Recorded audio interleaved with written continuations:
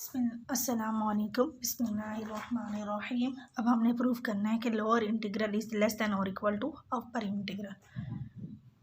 अब हमारे पास f जो है वो बाउंडेड फंक्शन है। अगर फंक्शन बाउंडेड होता है तो हमें पता है उसकी एक लेस वैल्यू भी होती है और सबसे ग्रेटेस्ट वैल्यू भी होती है।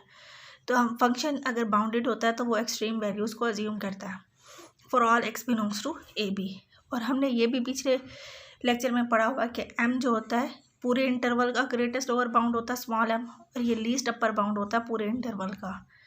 एम आर का मतलब होता है किसी भी इंटरवल का ग्रेटेस्ट लोअर बाउंड, आर की वैल्यू जो भी होगी उसी इंटरवल में ग्रेटेस्ट लोअर बाउंड होगा। कैपिटल एम आर का मतलब होता है किसी भी इंटरवल में लीस्ट अपर बाउंड। अब अगर इन सब वैल्यूज़ को हम b माइनस ए से मल्टीप्लाई कर दें तो हमारे पास ये आ जाएगा। सेम नंबर से मल्टीप्लाई करेंगे तो हमारे पास इनइक्वालिटी चेंज नहीं होगी।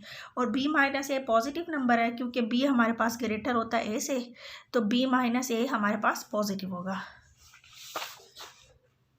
अब हमें पता है कि b माइनस ए की जो वैल्यूज़ होती है वो हमारे पास होती है summation r is equal to 1 to n x r minus 1, क्योंकि जब हम इसको सॉल्व करेंगे तो हमारे पास जो आंसर आएगा वो b माइनस ए आएगा।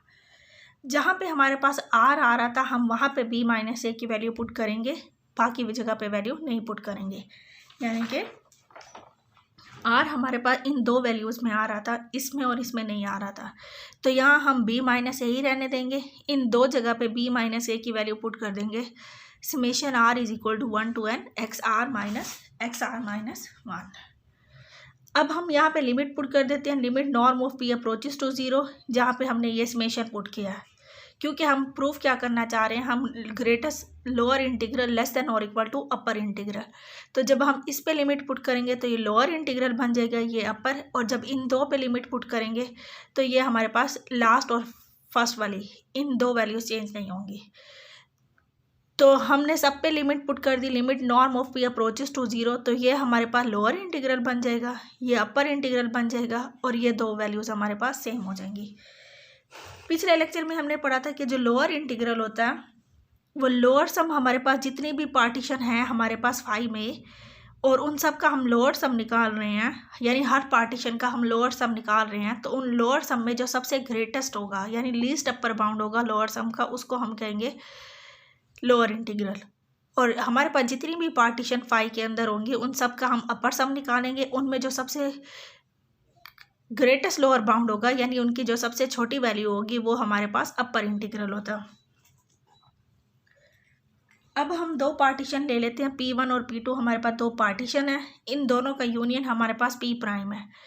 तो अगर हमारे पास P1 यूनियन P2 है तो P प्राइम के इक्वल, तो इसका मतलब है P1 सबसेट होगा P प्राइम का और P2 भी सबसेट होगा P प्राइम का। तो जब हमने कहा था कि एक पार्टीशन दूसरे पार्टीशन का सबसेट होगी तो जो जिसका सबसेट होगी तो वो रिफाइनमेंट होती है। अब यहाँ पे P1 सबसेट है P प्राइम, P2 सबसेट है P प्राइम, तो P प्राइम हमारे पास रिफाइनमेंट है refinement of both partition P1 and P2। पिछले लेक्चर में हमने पढ़ा था अगर P सबसेट है P प्राइम का तो P प्राइम हमारे पास रिफाइनमेंट होती है। तो upper sum of P prime हमारे पास लेस देन और इक्वल आता है अपर सम ऑफ P, और lower sum of P less than और इक्वल आता है lower sum of P prime. P prime यहाँ पे रिफाइनमेंट है। अब रिफाइनमेंट हमारे पास P प्राइम है और जो सबसेट है वो P1 और P2 है। तो लोअर सम हमारे पास पार्टीशन P का हमारे पास लेस होता है, तो ये आ जाएगा lower sum of P1 less than और equal to lower sum of P prime. ये हमारे पास हमने ये वाली इनइक्वालिटी लिखी है। अब ये वाली जो इनइक्वालिटी है लोअर सम, और हमें ये भी पता है कि लोअर सम की वैल्यू लेस देन और इक्वल आती है अपर सम के। अब ये हमारे पास रिफाइनमेंट ही है, रिफाइनमेंट का लोअर सम लेस देन और इक्वल आएगा अपर सम, और रिफाइनमेंट का लोअर सम अपर सम जो होता है लेस देन और इक्वल टू P आता है। तो यहाँ हमने सेकेंड वाली पार्टीशन लिख दी है। पहले हमने इस इनइक्वालिटी को लिया फिर हमने इसको ले लिया। तो अगर यहाँ से हम इसको ड्राइव करें, अगर मैं फर्स्ट और रिफाइनमेंट वाली वैल्यू निकाल दूँ तो हमारे पास आ जाएगा lower sum of P1 less than और equal to upper sum of P2। अब इसका मतलब है अपर सम ऑफ P2 जो है ये इसका लोअर इस सेट ये जो लोअर सम है P1 का उसका हमारे पास अपर बाउंड है, क्योंकि ये वाली वैल्यू इससे लेस है तो इसका मतलब ये चीज़ जो है वो इसका अपर बाउंड है। तो ये अपर सम ऑफ P2 यानी P2 जो पार्टीशन है उसका जो हमने अपर सम निकाला है, ये हमारे पास अपर बाउंड आ गई है lower sum of P1 belongs to 5। और जो हमारे पास लोअर इंटीग्रल होता है वो हमारे पास होता है, यहाँ हमने पढ़ा था लीस्ट अपर बाउंड है इस सेट का, यानी इस सेट का u ऑफ P2 जो है वो अपर बाउंड है और ये वाला जो होगा वो हमारे पास लोअर इंटीग्रल इसका लीस्ट अपर बाउंड होगा। तो हमें पता है कि अपर बाउंड जो होता है वो हर लीस्ट अपर बाउंड से बड़ा होता है। लीस्ट अपर बाउंड एक ही होता है, अपर बाउंड जितने भी होंगे हमारे पास वो लीस्ट अपर बाउंड से बड़े होंगे। तो ये हमारे पास इस सेट का लीस्ट अपर बाउंड है और ये जो है इस सेट का अपर बाउंड है। तो अपर बाउंड जो होगा वो ग्रेटेस्ट होगा for each P2 belong to 5 यानी अब हम यहाँ पे P1 लिया है तो यहाँ पे कोई भी होगा तो हम इस तरह से P1 P2 जो भी होगा हम इस तरह से करेंगे। अब हमारे पास है लोअर इंटीग्रल हमारे पास इसका आ गया, ये जो है लोअर बाउंड आ गया। इसको अगर हम देखेंगे तो ये इसका लोअर बाउंड है, अगर हम u ऑफ P2 को देखेंगे तो ये इसका अपर बाउंड है।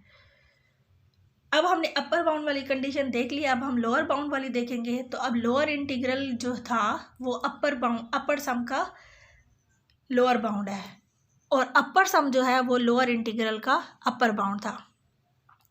तो अब ये हमारे पास लोअर बाउंड है और हमें पता है कि ग्रेटेस्ट लोअर बाउंड हमारे पास जो अपर सम का है वो हमारे पास अपर इंटीग्रल होता है।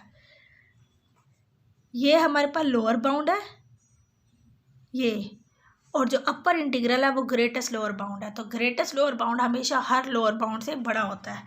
तो इसका मतलब है ये हमारे पास इस पार्टीशन P का लोअर इंटीग्रल जो है इस सेट का हमारे पास लोअर बाउंड है। लोअर इंटीग्रल इस सेट का हमारे पास लोअर बाउंड है और जो अपर इंटीग्रल है इसी सेट का हमारे पास ग्रेटेस्ट लोअर बाउंड है। तो ग्रेटेस्ट लोअर बाउंड हमेशा हमारे पास बड़ा होता है। अब अगर हम 1 को देखें तो हमारे पास था lower integral is less than और equal to upper sum of P2, और 2 को देखें तो upper sum of P2 less than और इक्वल टू अपर इंटीग्रल। अगर हम 1 और 2 को कंबाइन करें तो हमारे पास ये आ गया lower integral is less than और इक्वल टू अपर इंटीग्रल, और हमने यही प्रूव करना था।